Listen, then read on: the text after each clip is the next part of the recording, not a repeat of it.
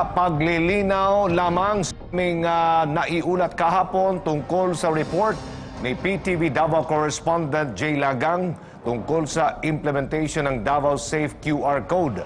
Sa naturang ulat, may kling bahagi ng video na walang kaugnayan sa report ang aksidenteng naipalabas. Agad din itong naitama para po sa replay ng programa. Ang amin pong paumanhin. Mula sa PTV Davao, may ulat din si Julius Pacot. Julius, mayong udto.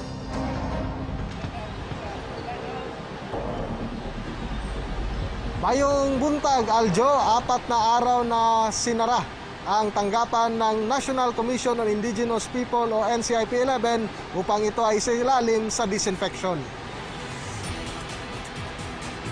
Aljo, temporaryo muna isinara para sa mga kliyente ang opisina ng NCIP-11 na matatagpuan sa SIR New Matina, Davao City.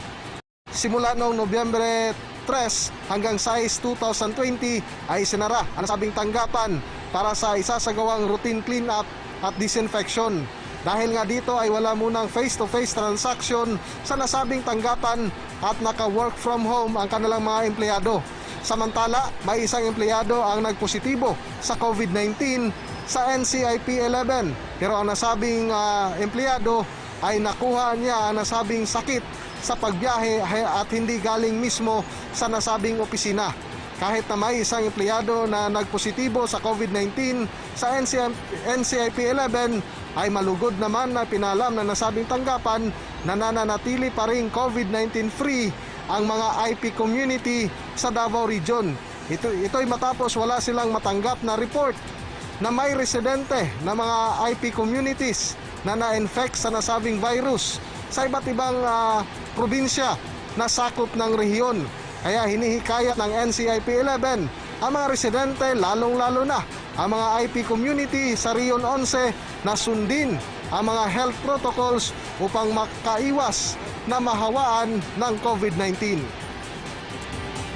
Aljo, COVID-19 update naman tayo sa Davao Region. Kahapon ay nasa 132 na mga bagong kumpirmadong kaso ng COVID-19 ang nadagdag dito sa buong Rion. Kaya nasa 1,625 na ang active cases sa kasalukuyan.